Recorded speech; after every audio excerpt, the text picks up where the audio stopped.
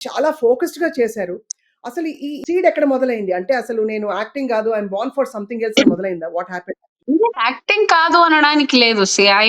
నేను చేసినంత వరకు నాకిచ్చిన ఆపర్చునిటీస్ వరకు ఐ've గివెన్. నేనిప్పుడు స్పోర్ట్స్‌కి ఎంత 100% ఇచ్చానో, నేను హ్మ్. సినిమాకి అంతే 100% ఇచ్చాను. ఐఎమ్ నాట్ ఎ పర్సన్ ఎక్కడో సగం హార్ట్ పెట్టే మనిషిని కాదు. ఏ పని చేసినా, వంట చేసినా కూడా నేను 100% చేస్తాను. అలాగా చిన్న చిన్న విషయం కూడా నేను ఇనిషియేట్ చేసి నేనేదైనా చేశాను అంటే ఐ గివ్ 100%. ఐ ఫెల్ట్ సినిమాలో ఎక్కడో నేను ఎక్స్‌పెక్ట్ చేసే ఒక ప్లాట్‌ఫార్మ్ నాకు దొరకలేదు. To showcase my talent.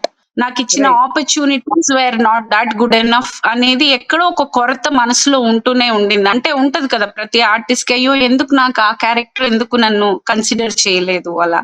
Somewhere ఒక చిన్న కొరత ఉంటూనే ఉండింది. సో, అది నేను నెగెటివ్‌గా తీసుకోవడం కన్నా అది ఐ ఫెల్ట్ దట్ వాస్ నాకెక్కడో ఒక బెంగగా, ఒక బాధగా ఉండేది. హ్మ్.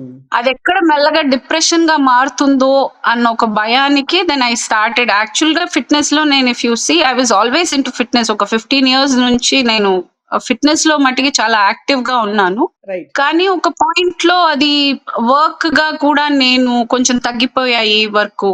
అండ్ వాళ్ళిచ్చేది నాకు నచ్చట్లేదు. నేను అడిగేది వాళ్ళివ్వట్లేదు.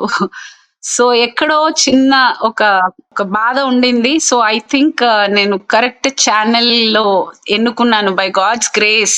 నాకు అలాంటి ఒక స్పోర్ట్ నాకు లైఫ్‌లో ఇంట్రొడ్యూస్ అవ్వటం, వేర్ నా 100% నేను ప్రేమగా ఇవ్వగలిగాను. And I gave it all and I'm here.